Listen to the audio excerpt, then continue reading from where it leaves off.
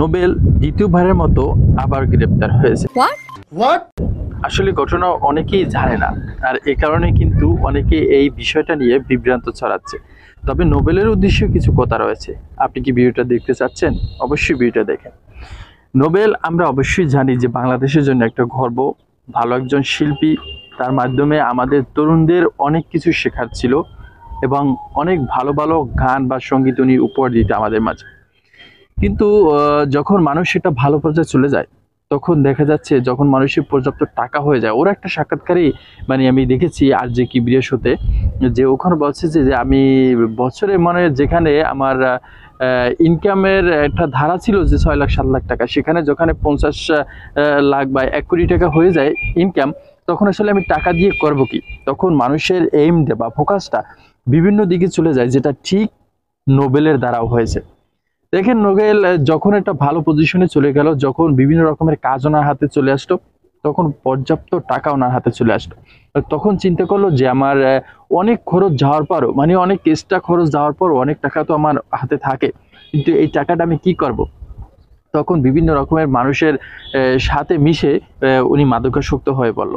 তারপর সেখান থেকে বিভিন্ন রকমের, আপনারা জানেন যে বিভিন্ন দুর্ঘটনার পর প্রায় 2 বছর পর বিভিন্ন সরকারিভাবে আটকে থাকার পর, নিয়ন্ত্রণ হওয়ার পর, সেখান থেকে মুক্তি পাওয়ার পর তার নারী কেলেঙ্কারি একটা ঘটনা ছিল, সেটা নিয়ে সে মোটামুটি একটা সামাজিক ভারসাম্যে কিছু গান টান করে একটা ভালো দর্শকদের মাঝে একটা মুভমেন্ট নিয়ে আসছে যে না, নোবেল ফিরে আসছে, ভালো হবে, তাকে নিয়ে আমরা ভালো একটা কিছু করব। পরবর্তীতে কি করলো, মামায় আবারও একটা তার গার্লফ্রেন্ড হোক বা যে কোনো একটা জিনিস হোক, তাকে আবার সে একটা রুমে রাখে, আবদ্ধ রাখে। সেখানে সে প্রতিনিয়ত তার সাথে একটা শারীরিক সম্পর্ক তৈরি করতো। কিন্তু একসময় শারীরিক সম্পর্ক ছিল, যখন মানুষ যেটা জানাজানি হয়ে গেছে, তাদের ভিতরে একটা জটিলতা সৃষ্টি হয়েছে, তখন সেটা হয়ে গেছে দর্শন বা নারী নির্যাতন।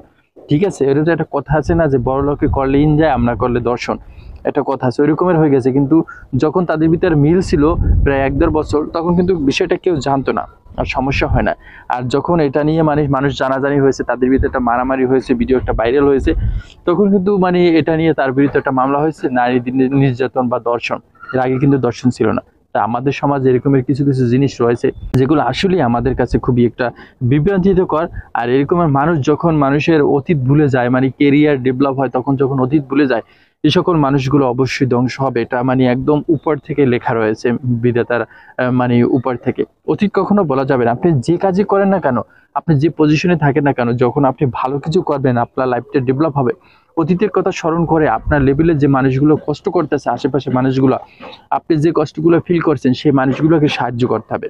সেই মানুষগুলোকে সাহায্য করলে মহান আল্লাহ তাআলা খুশি হবে, যে এই লেভেলে যখন ও ছিল, ও যে কষ্টটা ফিল করছে, যে কষ্টটা ছিল, সেই লেভেলের মানুষগুলোর সেই কষ্টগুলো অনুভব করে সেই লেভেলের মানুষগুলোকে হেল্প করছে। ওর ভিতরে একটা মানবতা বোধ রয়েছে। আমি ওকে আরো কিছু দান সম্পদ দিই, আর দান সম্পদ দিয়েও মানুষকে কিছু ট্রাই করে মহান রব্বুল আলামিন, যে আসলে যে ও এত চেষ্টা করতেছে বা স্ট্রাগল করতেছে, ওর কিছু দিয়ে দেখি যে ও কি করতে চাচ্ছে, ওর ফোকাসটা কি, ও কতটা সীমা লঙ্ঘন করছে। সবকিছু একটা লিমিট রয়েছে। ভালো থাকবেন, সুস্থ থাকবেন, যে যার মতো, যে যার জায়গা থেকে একটু বি কেয়ারফুল থাকবেন, কখনো বিভ্রান্তিত হবেন না। ইনশাল্লাহ আল্লাহ আপনার পরিশ্রম কখনো বিফলে ফেলবে না। তবে নোবেল ভাইয়ের জন্য সবাই একটু দোয়া করবেন, যাতে সে ভালো থাকে, সুস্থ থাকে এবং এই সকল কুসংস্কারের দিক থেকে ফিরে এসে আমাদের জন্য আবার ভালো কিছু করে। কারণ তার জন্য অনেক ভক্তবিন্দু কিন্তু চাই থাকে তার একটা গান উপহার নেওয়ার জন্য। ভালো থাকবেন। আসসালামু আলাইকুম।